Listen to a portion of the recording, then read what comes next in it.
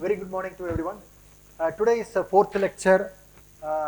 This is a continuation of a previous lecture is organic photovoltaics. If you remember the last class, we have seen some of the device optimization technique, how to make an efficient bulk heterojunction photoactive layer and how we can improve the device optimization. Those things we have seen. I left in the halfway. We will continue from the yesterday's class. So today we have two lecture session and one demo session in the afternoon. In the afternoon, in the second session, I'm going to little bit just to overview of organic field effect transistor, and then I'll go to some of the tutorial questions. I will split up into off and off. Okay, we'll do that. And the last session, we will do some demonstration how to make a DSSC solar cell. That we will do it at the end of the class. And also, if you have any questions, you can ask me. In this lecture, we will continue the things we have seen all those things. And today is a current status of material development and how we can do the device fabrications efficiently. That's the things. In this lecture, what I'm going to cover is I will complete the point which I'm saying that what are all the technique is available to make a nanoscale bulk heterojunctions architecture in the photoactive layer, and then I will talk about some of the material development. What is the current stages of best efficiency? Okay, as I said earlier, there are many devices we can do using organic semiconductor like photovoltaic and light emitting device, FET, even organic sensor and photo detector. That is countless in bioelectronics. I'm going to consider at least one device of organic electronics in full depth, so that we can understand the real application of this field. Okay, if we see one, we don't have enough time to see everything in detail. That's why I go through only organic photovoltaic, what problem we have, how we can encounter. The same things we can talk about each and every devices. Like if you have OLED, that material different development is something different. In OFET, field effect transistor, we will more concentrate how to improve the mobility. That's the main thing, because transistor is a switching device. We can do whether where you can on and off state. That state, then mobility is main concern. In OPV and all, mobility not that much important. We have to have a balanced mobility. As I said, in donor acceptor phase, we have donor acceptor. Both mobility should be managed equal. Then only we can extract the charges equally. Otherwise, no, it will build up the space short emitter current, and again the performance go down. So each and every devices, the mechanism is little bit different. So we are only go through the OPV devices. Okay, in this one, yesterday, if you remember, we have seen this type of device optimization technique. We have seen the molecular design and device geometry. I have explained the interface engineering. This last class we are going to see, and the morphology control. Out of this morphology control, we have seen that various of options is available in this case. As I said, overall, if you see that, if you want to have a real application device, we have to concentrate materials and optimization currently we are doing. And also in the end of this class, I will talk about how the stability of the current status. At the same time, I am going to little bit touch on how we can translate from lab scale device to large area printable device, because one of the main advantage of this organic electronics is the manufacturing cost is cheaper comparing to silicon cell, because silicon is involving is a very the processing is high temperature and it's and a high cost. But in this case, we just printing like how we are printing the paper like this. Okay, that's why the manufacturing cost is very cheap in this case. That's why how we can then there will be a lot of challenges, because in lab scale device we can easily make a device just spin coating. But the same spin coating, we can't do it very large device. We can go for various printing technique. How when you go for that much printing technique, how much we need to sacrifice the devices in large scale. So those things I am going to discuss today. Okay, and then stability. Okay, so far we have seen that choice of solvent and thermal annealing and the solvent additives and solvent annealing, solvent vapor annealing. We have already seen that, and we have gone through each and every example of all those things. Now I am going to touch this little bit about solid additive and the ternary blend. If you see this last 2 points, almost more or less both are same, because in this organic photovoltaic we have a p type and n type, only the binary compound. Now we are in both cases what we do is we are adding the third component. Even if I add solid additive, we can call it as a solid additive, that's a third component. In the ternary blend also we are adding the third component. So there are little bit difference between both. In all cases there is a three component is there, but there is a little bit difference. We can call this is additive, this is ternary blend. What does it mean? Means in solid additive we put a solid third component. After making the fill, the additive will gone off, it won't stay inside. Okay, that's the meaning of solid additive. But in ternary blend, the third component will stay inside. It will helpful to harvest the sunlight. Okay, so the third component also will helpful to improve the morphology as well as the involving light harvesting. That's why it's a ternary. The ternary, the three components are involved till in the device itself, but in the solid additive, the third component will evaporate once you anneal the devices. Hope you can understand. Okay. So this is your solvent annealing case, choice of solvent, where we can control the morphology from bulk bigger size to nanoscale level. Okay, so in this case we can adjust this morphology by using the solvent choices, chloroform, chlorobenzene and toluene, and also this spin coating how we can make. We already gone through this. So now you just a little bit cap. This is a Durban annealing and this is a solvent annealing and this is a vapor annealing. I think now I am not going through detail because I already gone through this one detail. Just to recap, you already know about this one. And the third one is this one. I'm saying that here we in this p type. So this is p type and this is n type material. What we do is we are adding this component as a third component. That means in one devices we can either add this and this one. When you do the device, when you have a low volatile compound, we have the performance of only 10.3. When you have high volatile compound, you have 13.3. That is high volatile SA4. What's the difference is, in low volatile compound, the material still stay there. So if the material is still stay there, mean this is a like insulating material, that will decrease the performance. When the high volatile material, the material is gone. Once you put in the annealing conditions, the material, as I saw in last class, the material will evaporate. So only then it will, at the same time, when material evaporate, it will help to align the active layer in regular way. That means we are getting the regular bulk heterogeneous morphology in this because of this solid additive. Okay, so in this case, the SA7 case, what is happening is, the still even after thermal link, the molecule stay inside. So this is an insulating like compound. If it is molecule stay inside, that's cause degradations. That's why we are expecting that SA7 will have a low performance comparing to SA4, giving a best efficiency. Everything whatever we do in the device processing, at the end of the things, it will reflect in the device fabrications, and we can see the power conversion efficiency of the devices. Okay, next. So this is another compound. This work I have done in our lab. Here we have used P and N type material and added TPFB as a additive component.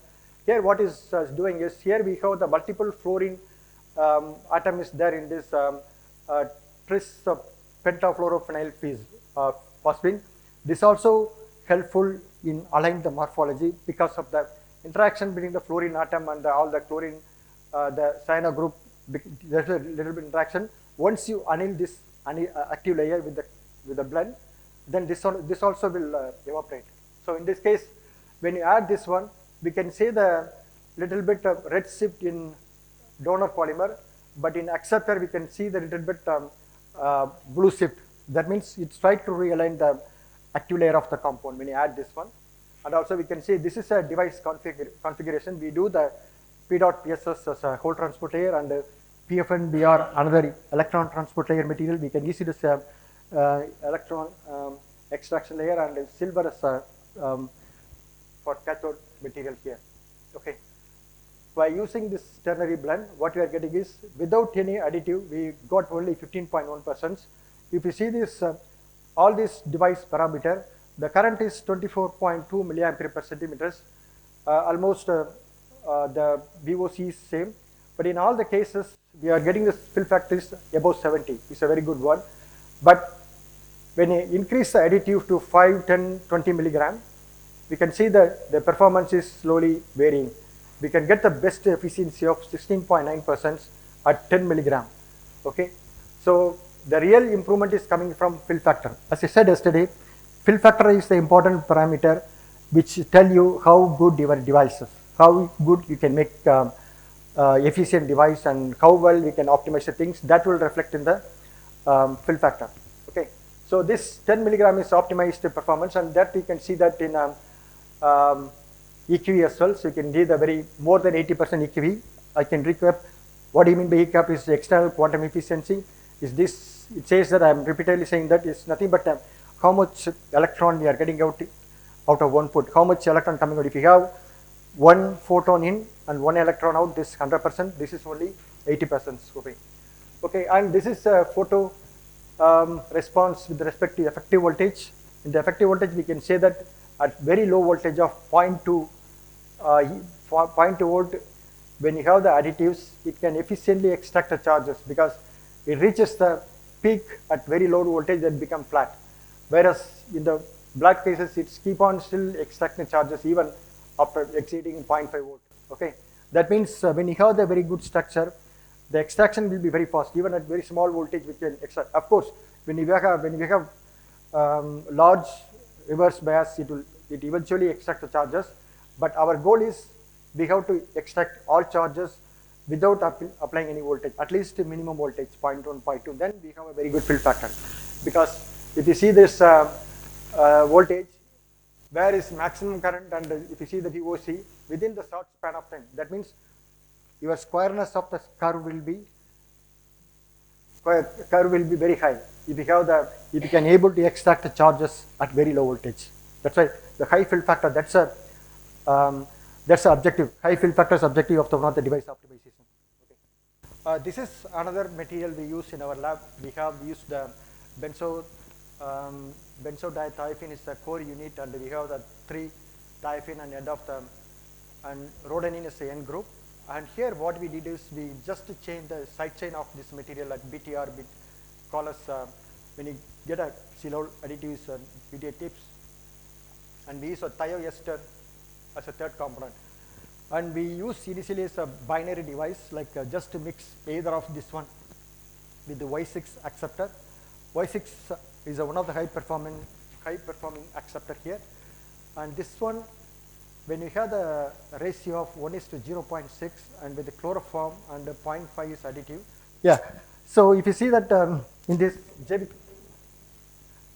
device data, so here we got a best efficiency from BTR Y6. That means I said the side chain is one of the things will helpful to arrange the bulk heterogeneity, arrange the crystal structure. Sorry, the arrangement of structural order in the active layer film. When you have this side chain, it's giving the best order. That's why we are getting a very good performance about BTR BTR thioester is giving the very good performance here. And if you see that the main performance increment is coming from the fill factor. Okay. In addition to fill factor, we measure the hole and electron mobility. This, comparing this all the cases, if you compare the mobility cases of in this one, we got by 5 point around this one giving the almost BTR thioester almost similar. That means it's a balanced mobility we can observe here.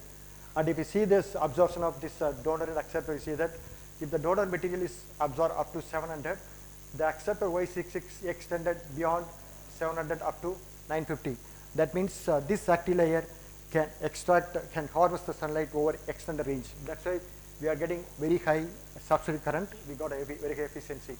So in this device, we add this PM6 as a third tertiary component. That means I'm telling you about how the ternary compound will enhance the device performance. In this case, ternary compound, the ternary compound still stay inside the active layer and will helpful for the energy harvesting.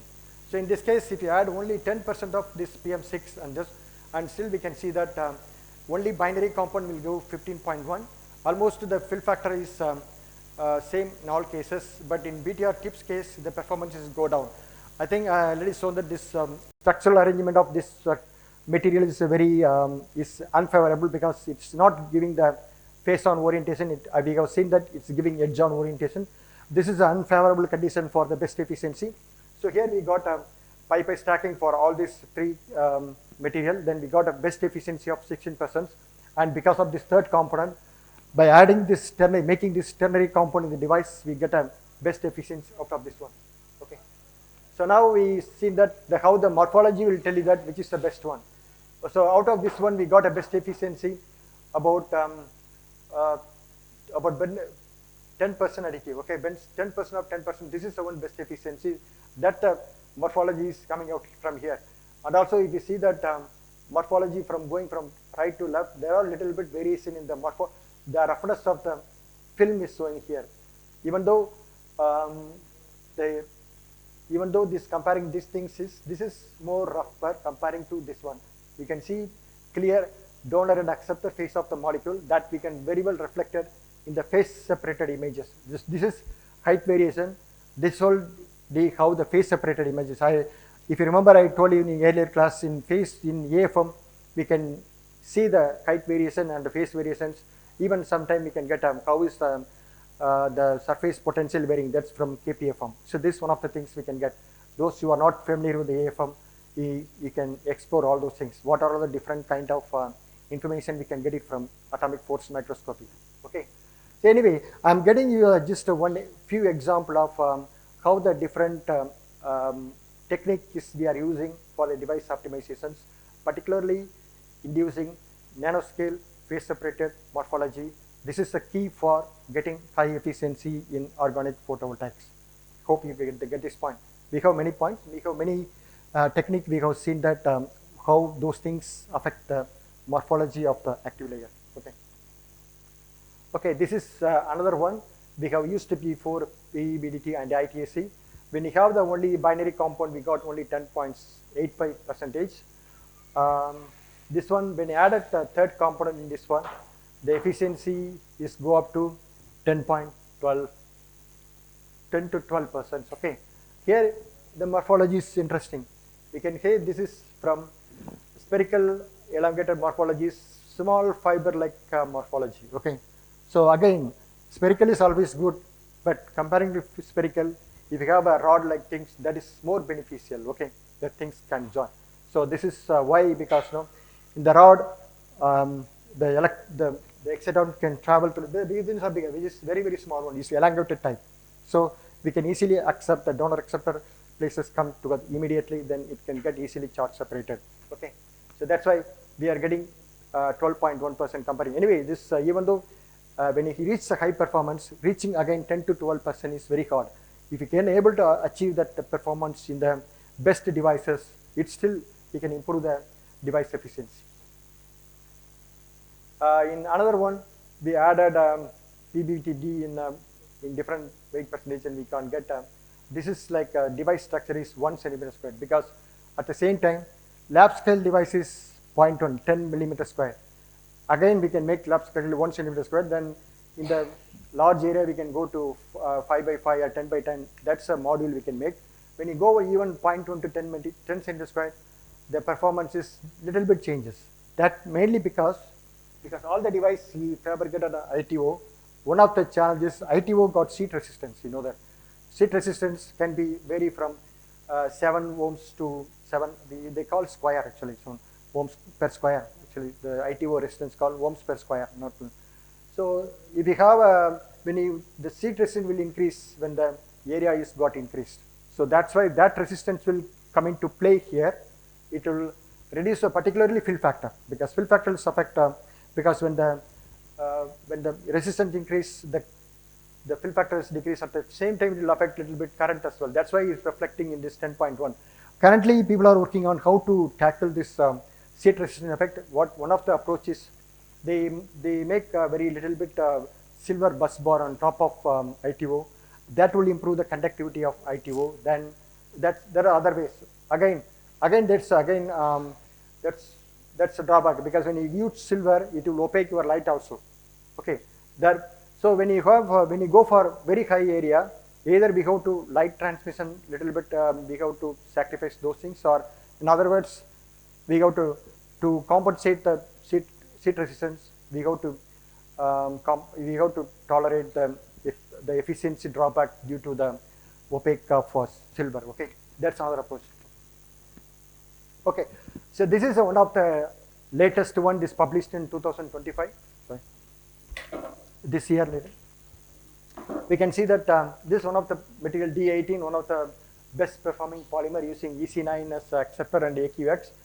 You can see that performance with the binary, and also they use a ternary blend.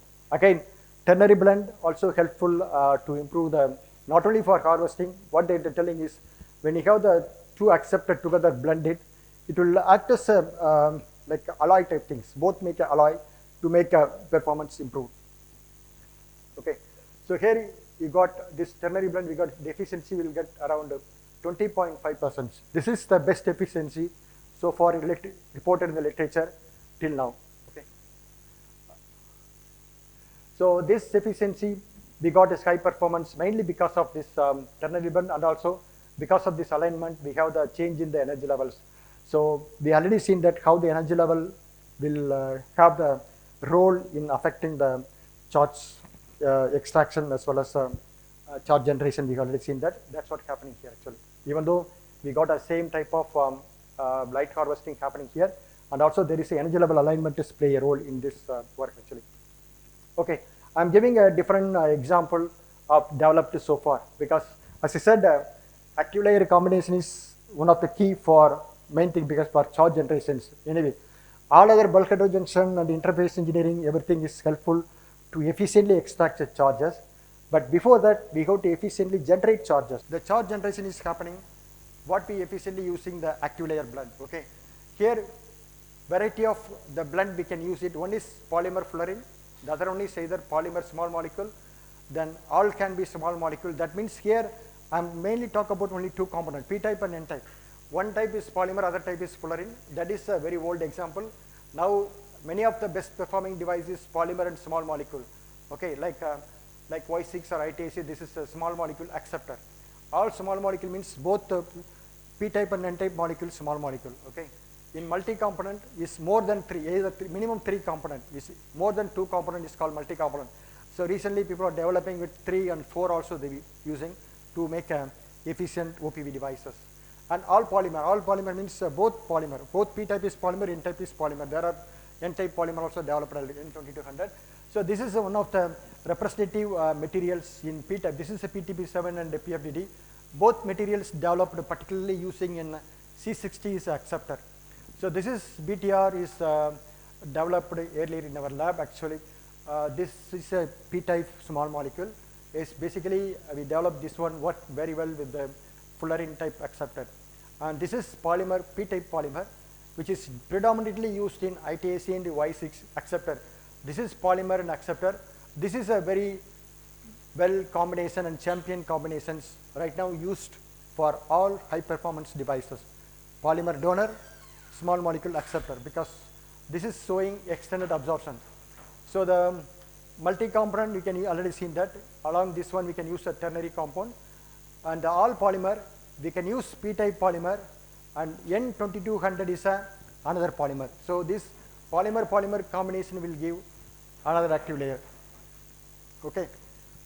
Next thing is I'm just a little bit give the overview of what type of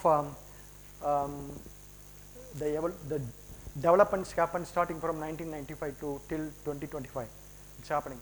This is a very first work where, as I said initially, why we are going for bulk heterojunctions. People are using, researchers using before binary. Then because of the exciton length, we go for binary to bulk heterojunctions. I think you can understand this point why we go for bulk heterojunction. The bulk heterojunction started in 1995. After that, 2007, they developed the first time polymer period dienotypine acceptor. Then 2008 they introduced this type of polymer acceptor N2200. Then like this the improvement is going. In 2015 they found another acceptor ITAC. So and then PFPD2OD polymer. This is mainly used for in along with the fluorine. In 2014 the efficiency only 10%, whereas in 2007 it was only at 5%, 5 to 10% in 10 years time. Then 2015 they introduced PM6 acceptor, this is a wide bandgap acceptor, and 2006 another PDA2 polymer, and 2019 the Y6 is improving in performance from 15 I think here is going from 10 to, in 2019 it was around 15.7, 16% actually. So again, people developing various by non-foreign alloy type things and allied BO, and now just now I saw that 2025 is go up to 20.5% is efficiency, which is very much close enough what is your silicon solar cell giving. So again, still development is going on. Now the next trend is how we can, these are all the performance coming from lab scale device, how we can move from this lab scale to large areas device, and how we can, and another thing is how, because as I said earlier, silicon is inorganic material, which is a very covalent bond structure is inside, is very stable in high temperature. But when you have the polymer organic materials, these are all based on van der Waals and very weak force, weak bond interactions, which will eventually disturb when you go for high temperature treatment. So how we can address those times when you treat it as a high temperature in the actual working conditions, it will, that stability is go down. How to improve this one? That is another challenges we need to solve to go for application of these devices. Okay. For example, here also what hurdle they gone through is, when I found this N22 acceptor material, this is very nice naphthalene based material. This is very good in making pipette stacking. What happens is, when you have the pipette stacking, very regular arrangements, it will form more crystallized.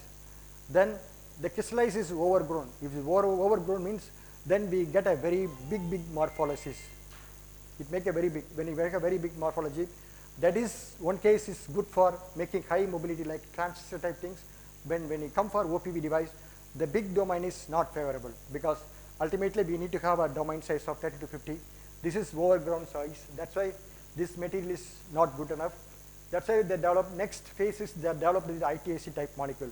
In this ITIC type non-fluorine acceptor, we can have a distributed this core, phenylene core. At the same time, at the end we have the long alkyl chains, which little bit reduce the crystallinity and more take amorphous type. So this acceptor will give the more balanced device performances around 12 to 13%. Again in 2019 they introduced Y6. If you see this Y6 molecule, here they have the lot of side chain around N unit, and they have the at the bay unit they have the long alkyl chain. At the N group is the acceptor, cyano group is there. Here is AD, again ADA type. This is ADAD type acceptor. Okay. Normally this is ADA type, this is ADA type acceptor. That's why this is giving the best performing acceptor so far. So you can see that how this is, the evolution is going on to get a best performance, because even though it's high crystalline regular arrangements is necessary for good mobility, but it's too much arrangement also is a problem over here, because if it is too much arrangement, then you will get a highly crystalline, is grown to bigger domain. So that also is detrimental for the particular in this case. Particularly if it is too overgrown, we will miss this pulse coated junctions architecture, that and then we are not getting efficient charge separation in this case. I think, hope you can understand this point. Okay, next thing is I am saying different, because this topic I am saying what is the current status is going on. That's what, I cannot go and explain each and every case. I will just reply just to overall one point in each cases, because a lot of development is going on, and you can say that what is each cases. One is polymer and acceptor. As I said, now is ternary blend is a popular concept. Okay, ternary blend means either one donor, two acceptor, or two donor, one acceptor, like this. Anything can possible, not only one donor or two acceptor. There is three component in the active layer. Okay, either one polymer, two acceptor, two polymer, or one acceptor. That can be. Okay, that means. So our three can be a one can be a polymer, other can be a small molecule, or all three can be a small molecule, or all three can be polymer. That also any option can take place. There is a different option. The polymer acceptor concept, we got efficiency of 17.8%. So this is I am saying that all this last column is case certified. If you see in the literature, not all reported literatures are certified. So they say only whatever they got, but some people when you go for when you report for first time, they will certify the device component. But most of the case, majority is not certified. But we still believe that whatever reported is right one, because but we need to be careful enough which is right or which is wrong. Okay, So this is certified one. So some of the cases not certified one. Okay. So here another donor. Here you see next example is 2 donor polymer and one is acceptor polymer. In this case we are getting 18.45. Another one, all are small molecule. In this case, in this ternary blend we got ZNPC, then we got 17% and here small molecule and fullerene. So another things that they are using small molecule and fullerene also used. So in this concept they got 15.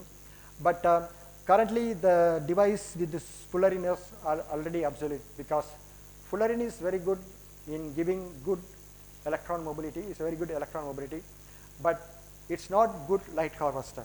It's only light harvesting only the minimum at nearly UV range, okay, ultraviolet range. It's not good enough, okay.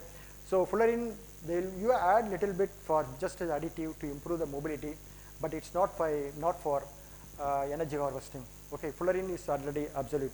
So, but it's a very good compound when we are using optimizing for large area device for P3ST PCBM, we use fullerene because fullerene is a very high mobility. When you use for this one, it can give a very tolerance for the thickness of the device, because another concept I am going to talk about is the thickness. As I said initially, all these photovoltaic devices works well when you have a thin layer of 100 to 150 nanometer. It's very thin, but it's highly challenging to get that small thickness when you printing. Okay, in spin coating we can adjust the thickness, but printing we need to have the printing the tolerance will be something like 200, 300 nanometer we can get, but we can do that even 100, but it's very easy to print thicker layer. But the PCBM is very good. It can work well even if you have a thicker layer. But for the new, all those new development, the thickness is a limitation factor. We can print only the 100 and 150 nanometer to get efficient. It will work, but efficient performances come from only the very thin layer of active layer. Okay. Okay. This one again, there is a lot of different combinations from this one, and you can see how much all those things we can varying from minimum to 16 to 17%. So this development is happened in just the last 5 to 6 years only. Okay. So next thing is, okay, we got a good efficiency which is close to silicon cell. Next thing is how this material good comparing to silicon, because silicon is right now is a benchmark that is we are using already commercially is going well. So we always compare with the silicon. So with comparing to silicon, how this good in work. So we are giving different variations, polymer fullerene category and polymer small molecule all. So if you see this one, the photo stability is, they are giving T80 term. What do you mean by T80? T80 is how much is the devices withhold for when the device efficiency decreased to 10% compared to how long the time is taken. That's a T80, because when it starts it's 100%. So how long it will work? How many days it work? When the efficiency go down to 90% of initial performance, that's called T80 or T90. Mostly the standard is T80. T80 means how long it will take to degrade up from 100 to 80%. That's a time limit. So for polymer fullerene is very good. It's giving 14,250 hours. It's very slow. So this process is already matured process. So no one is working after 2016 because after 2016 non-fullerene acceptor is come out. So eventually non-fullerene acceptor take over because all the high performance coming from non-fullerene acceptor. So now nobody is using fullerene because the fullerene performance is always lower because no energy harvesting from fullerene material. Okay, we know that non-fullerene acceptor also is harvesting light. That's why we can have an extended harvesting of light. So in polymer small molecule is around 18-19% efficiency we got. So far 11 they calculated. It's not an actual one. Is extrapolated. They found for certain period of time. Then they extend the performance. T80 is 1100. This is a very fast. The efficiency increased from 7%. The 2015 is 7%. Now is 15%. And all polymer solar cell, the T95 stability is 1300 hours. In all small molecule, both donor and acceptor is small molecule is 500 hours is very, because both are small molecule. Because at the same time here you need to understand a little bit, the polymer chains are so big so that it can deviate in the whole temperature. But the small molecule is when you go for high temperature, it will tend to aggregate fast. But polymer is a chain, it can entangle within the active layer compound, but small molecule it will easily aggregate and form bigger aggregate. Once you form the bigger aggregate means the bulk heterogeneous size, the domain size going from 30 nanometer to 300 or 1 micron. If it is the case, then your efficient short separation will be lost. Then finally, short circuit current is eventually will decrease and the efficiency will decrease. Okay, that's called causes degradation. In this case, for multi-component ternary blend, it's predicted that extrapolated is 20,000 hours. Okay, it's like this is in first phase is stability also is increasing, but still yet to come the actual device. Okay, now I will little bit say that how to fabricate this device. That's a very important thing. So far, you know all the theoretical how to make a good device and what is the parameter to control active layer and what is everything you saw in theoretical. If you go and work on the lab, how to make it. So the real practical device only will make the things. If you study anything, if it is practically working, then only you feel the real feel of okay, something is meaning useful things. You can enjoy the work actually. Even enjoy your studies also. If you make something practical, that is giving more enjoyable working in the field. Everyone. That's why, because why this field is so fascinating is it's have a lot of applications. That's why this is one of the growing field in the last, at least I can say in the last 15 years time. Okay. So this I saw that this is a spin coater. To start with the lab scale device, said we use a spin coater always to make a thin film. Already we have shown the demonstration in the second day. You have seen how we can make this film. So when you do the film, so again, when you do any device, these three things we need to consider. One is how the processability, how we can make the process very simple and efficient. That's one of the process. Alpha, of course, here we do the process, all the printing process. That's very simple and cheapest process. And stability, of course, we need to find how stability these devices. That's another concept. And efficiency. So good efficiency, high stability, simple process. For any device fabrication or any commercial product, these three things should always taken into care. Then only it can become success, or customers will prefer to buy the things if it is cheaper and reliable only. Okay. So the same thing we follow from here also. We make a solution from polymer and non-foreign acceptor, and from the solution we just drop cross and make a spin. When you do the spin coating, what it will do is the radial force will try to decrease adjust the thickness of your layer, and eventually the solvent will evaporate, make a film. Okay. So this is the simple various stage of spin coating, and you can see what is happening while do the spin coating. So anyway, this is you already seen by demo. I no need to go through further. The next thing is I can say what is one of the things what we developed from lab scale device to the printed one. I'm showing that this is one of the BQR like material. This one, when you do for lab scale to large scale device, from the lab scale most of the device work in chloroform or chlorobenzene. Again, this chlorinated solvent is another is hazardous because no one like chlorinated. If you want to go for any industrial process, we always the preferable solvent is toluene or xylene, or these are all called industrially relevant solvent. So it should be better if you can able to find a material which can be able to process in xylene or toluene or this type of material, even alcohol based one, or best is water based one. Anyway, this organic material cannot be dissolved in water, but at least we can use organic solvent. So toluene is the best solvent. Okay. So this material we develop, we find out with the different choice of solvent. It works well even chloroform and toluene and xylene and trimethyl benzene. Okay, all these things, and we got a performance of very good performance around 10%. And importantly, these devices, if you have a different thickness, because as I said, when you go for large area printing, processability, we need to have an industrially relevant solvent. The other thing is the thickness of the film, because when you go for printing, it will be very difficult to achieve the 100 nanometer. Your material should be tolerant for the increasing thickness, because okay. So this material is giving good tolerance in even 130 nanometer is giving best efficiency. Even if you go for 233, 270, it's not too much deviation. It's almost giving best performance even 230 nanometer. Okay, so we luckily found this material working well. With other things, as I said, C70 is PCBM is very good high mobility compound, so which will tolerate the thickness of, because it's high mobility, that's why we can able to make a thicker layer. And also we have a very good nanoscale morphology using this material and high EQE from this one. So as I said, it's a thickness tolerance and also industrially relevant solvent.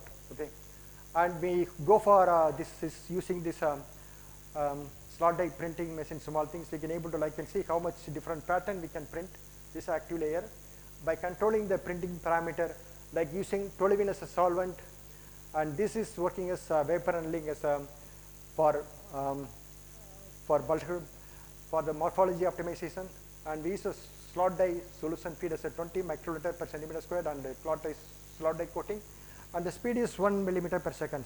Okay, and we got efficiency of 8.3. This is lab scale device. When you go for 1 centimeter squared, because this is a pattern is going for 1 centimeter squared, we get a little bit performance difference. As I said, when you move from lab scale to large scale area, eventually the efficiency will little bit go down. We need to sacrifice. That comes from your ITO seat resistance and other the qualities developed from the printing, because both are different film forming quality.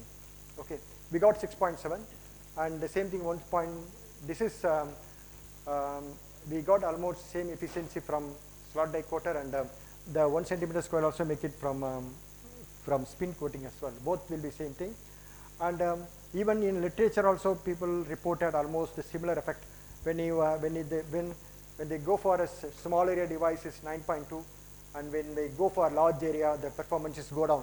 So this is a well-known effect. We can say that when you go from small area to large area, eventually the performance go down. We need to sacrifice small efficiency wise. Okay. So next thing is we need to see. Okay. So this is another whole process to make how to make it cell. Okay. So here this is a standard architecture. On the glass we coat ITO, and then active layer, and ETA layer aluminum. This is a standard device architecture. The inverter architecture, I show that instead of ITO we coated zinc oxide, active layer, and moly oxide and silver. So that's inverted. But we do that. How do you do this? First thing is we coated ITO coated surface. We need to clean properly. Anything we do that the surface got contaminated. The standard cleaning technique is we use acetone to clean the organic impurities, and the IPA isopropanol used to clean the any water soluble any impurities. That's the two things cleaning. The third one, we'll put the same substrate in UV ozone. UV ozone will create more ITO substrate, other any minute particulate clean, and also it makes the work function as 4.7 in the UV ozone. This is a very standard cleaning of ITO, acetone, IPA, and the UV ozone. Then we try to coat P.PSS. P.PSS is a whole transport layer, okay, HTA layer. So we any devices, as I said, on the active layer, interface for hole extraction, hole interface layer HTL. For electron extraction, electron transport layer is a ETA layer. Okay, so active layer, hole transport layer, ETA layer, and cathode anode. So for all devices, this 5 layer is very, very important. Okay, then we do P.PSS. Then after annealing this device, we coat the active layer. All this process coming from spin coating. So after that, we do the evaporating this ETA layer and aluminum. Then we seal against. Then we do the encapsulate this device. Then we go for testing. So starting from when you got any good donor and acceptor material, starting from cleaning ITO and making device and testing. So this whole process will go on. Okay. So the ITO can be used, depends, because these are all called plastic and electronics. We can coat this surface or glass ITO or PET plastic ITO. Anyway, on top of ITO it will work. We have a transparent electrode. As I said, ITO is a transparent electrode. Okay. So next thing is some of the work, how to coating. Okay, lab scale device we can coat it using spin coater, but when you go for a large area, Dr. blade is one of the famous technique. It's a very simple technique. We just put the ink and using the small, long, or according to which thickness you want, use a blade and just drag it on the surface like this. You put the blade and drag it on the surface. You see, here is no ink. when along the dragging it, you will get a ink is coating on it. Okay, in this, in this blade coating, it's highly challenging to achieve the 100 nanometer. Normally, blade coating, this next is screen printing also is another technique. We use a proper screen, and just using the squeegee, just to press it, you will get a screen printing. So this type of printing is good for coating the top. Nowadays, all the printable device, the silver electrode we use by screen printing, because just to put a silver ink, just squeeze it, because silver we can, the thicknesses you can normally, even though even 100 nanometer, even if thicker film silver is a electrode is a good for, it's a thickness tolerance, but we need to have a reliable method for to printing active layer. So that is a thickness dependent active layer. So that one we can't do it this method, but for printing electrode, this is a very good technique, because large area we can put it by using this suitable mask, we can printing as much as area. The area is not a limiting factor here. Okay. So this is some of the instrument we need to have. As I said, some of this organic material is highly, sometimes is oxidizable, because this organic, if you leave it in the air, sometimes it will contaminate. Sorry, it will degrade actually by absorbing. So that's why most of the devices we need to have a controlled environment. Like in glove box, we maintain both the water content and the oxygen content as a less than 1 ppm level. ppm means it's a parts per million. So 1 million atom, you have only one amount of cesium. So for those things we maintain, this is a glove box we have used to get. So we have do all the fabrication process inside the glove box. So this is one of the thermal evaporator where we can use a mass here. Here we put a substrate and we just heat. Thermal evaporator means, for example, if you want to coat silver or aluminum, you put a silver pellet here, and this chamber will create a vacuum of 10 power minus 6 or minus 7 torr. At this high vacuum, we can just thermally evaporate it, and this we can coat by using the mask. We can coat whatever the thickness of layer where we want, because when you make a device, we need to the size is, because to say the right to report the right representation of the device, the area of the device is very important, because for definitely define the area, we need to have a definite size of the metal layer coating. Suppose if you have 1 centimeter square, if you have 1 centimeter length and 1 centimeter breadth, so we will normally deposit 1 centimeter of silver on top of it, so that we can define the area. When you report the efficiency, we can report exactly how much area we are using, how much performance we are getting out of this area. Okay, the current density is one of the things. That's why whenever we report only current density, not a current as it is. Okay, so this is evaporated to make a thermal or metal oxide deposition. Okay, this is one of the device fabrication techniques, which is also equally important to get a good best device, because if you do it in air, sometime when you freeze the device, it will already degrade. Okay, because we don't know, when you work on the new material, we don't know what is the properties until we know that how is it working. Okay, this is another chamber which is have everything inside. Even we have here is a 4 port glove box. This is a glove box processing also, as well as a thermal evaporator. In previous case, both are different. This is a different standalone, and this is standalone. This come together here.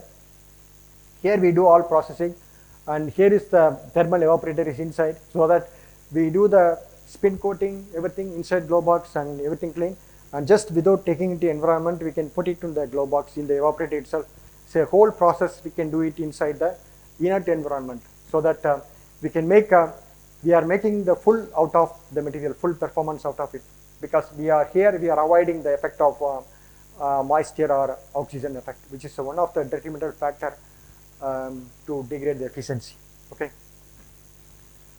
Okay, so this is another technique to, so far the screen printing is good for printing the silver electrode thicker layer. So this one is good for printing the active layer. So this is a different, one is in-feed technique, one is knife over the edge technique, that's called slot die. One is driver printing. So these are the different printing technique we can use to coat actually active layer we can more or less control the thickness of around 100 to 200 nanometer in this technique. So what we do, the slot die means there is a small slot coming out where the ink is coming out, where in the top we can feed the ink. Okay, when they feed the ink, when the slot we move on this direction, sorry, we can keep the slot at standard.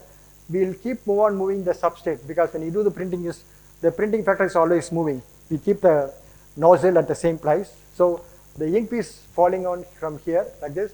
Then it's, when the substrate is keep on moving, because when you go for printing, we cannot use a glass substrate. We always use the plastic, ITO coated plastic. Normally, all the printing, ideally we want to print on flexible. Okay, so this is the printing.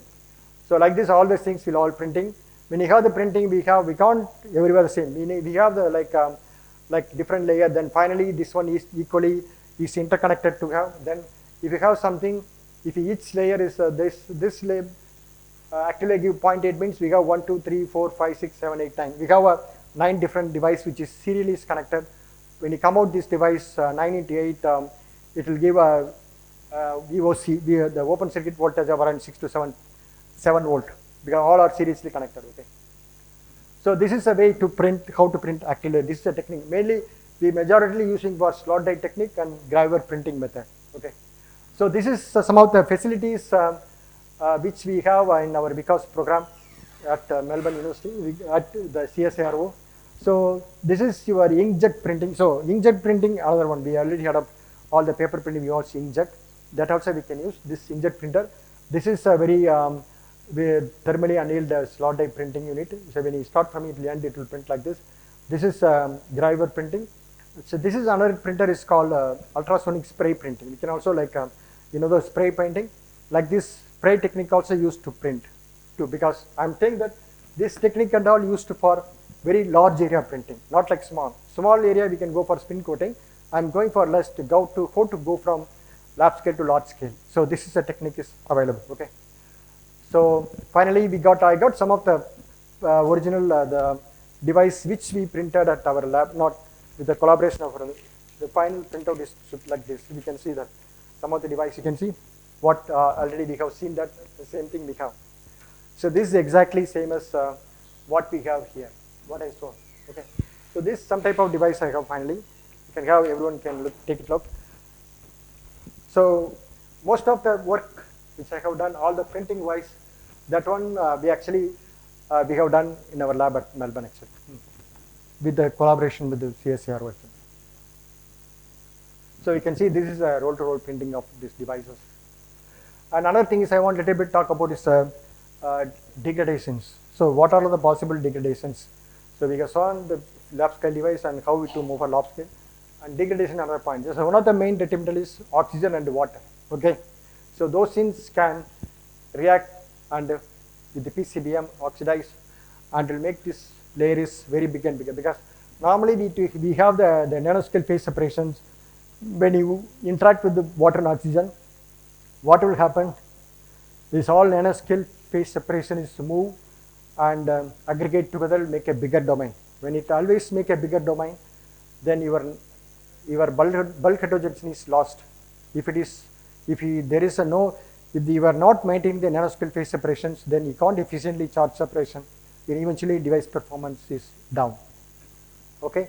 So if you see this one, now this is the one, the degradation is different. Okay. Now this is a study showing that the degradation is something, sometimes the degradation caused by not all wavelength of the input light. Sometimes the green light, red light should be okay for the material. Sometimes the high energy radiation like ultraviolet wavelength may cause the degradation. So this one is says that they are causing the device performance with the B1 is blue light actually,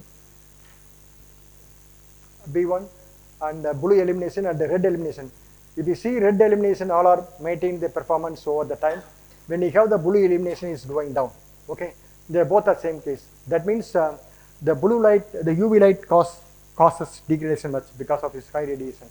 So that's why in some of the device people try that they will they will stop the blue light, they will also screen and then allow the remaining light to get the efficiency of the device. Sometimes they have the filter to filter the ultra high UV light radiations to improve the performance. The another case, the main culprit for the device degradation is water. If you see this one, if you have the water, it will degrade very fast within 40 hours. But when you avoid the water, when you oxygen, at least it can work for even 200 hours. So with water it degrades fast.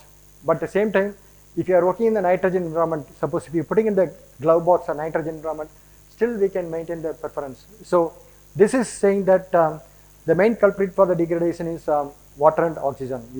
That's the main thing. Okay. So even comparing to water and oxygen, water is the main culprit. Okay. That's why now how to avoid this one? We need to encapsulate these devices to avoid this type of water and oxidation. So what is the way we can do that? Yeah. So this is some of the other thing, how is degradation, and some of the studies which shows that ZNPC materials, how long it can last for the life. So these things will show that some of the, so as I said, to avoid this degradation, we need to properly package. We know that if you go to supermarket, we can buy any food, they will cover it with the package. So that will have some type of the transmission rate. Those food packaging will have some barrier to water vapor, because anything water content will degrade. So some of the barrier, it's water vapor transmission rate and oxygen transmission. That is a two parameter which determined to protect the layer, even though it's a food or any organic material. Okay. So this is water vapor transmission rate, and this is oxygen. Ideally, we want to have a very, very less oxygen as well as a water vapor transmission rate.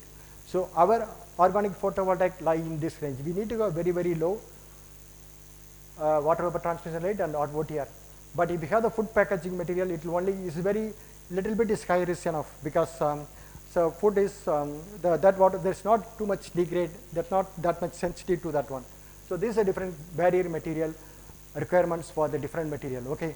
For our barrier layers should be, we can achieve this type of water vapor transmission delay using the silicon oxide deposited on top of any organosilicon, on top of any PN film. We can improve the stability of the material. Okay. So this is the barrier requirement for the things. So by using this barrier film, we can improve the device performance like this. We can use a PN film with barrier, we can coat it on this one. Another thing is, we can sidewise also we can improve the devices, and also we can give when you package everything, when you encapsulate, we need to give us some conductivity along the thing, conductivity after the package. Now we have sealed it here, even we need to make a conductivity to get the electrical connection out. So in this way, they demonstrated that we can improve the performance from some, even though without encapsulation it degrades fast. With the encapsulation, we can maintain the device efficiency. So there are reported research is going on with them efficiently address these degradation issues. Okay, together with this materials development and device lab scale to large area scale processing and device stability, we have somehow we addressed all that factor which hinder the best efficiency of device fabrication, but still we need to improve further. It's not enough to come out for the commercial devices. Still a lot of research going on in terms of efficiency improvement, in terms of translating to large scale device, and also in terms of stability. Still research going on. I hope in next 5 to 10 years time, it will come as a real product. With this one, I will complete this lecture, and the next lecture we see that organic field effect transistor. Here I am not going to in depth. I will give the gist of this OFET, and also then I go to some of the tutorial questions in the afternoon. Okay, and you can ask me if you have any questions. Thank you.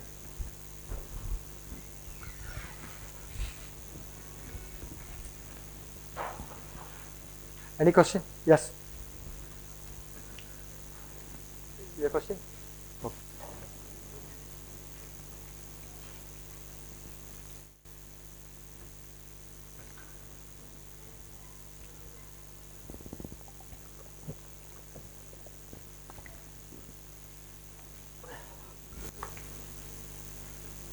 Okay, if there is no more questions, you can ask me even during our tea break or lunch break, and We can go for tea break now. Thank you.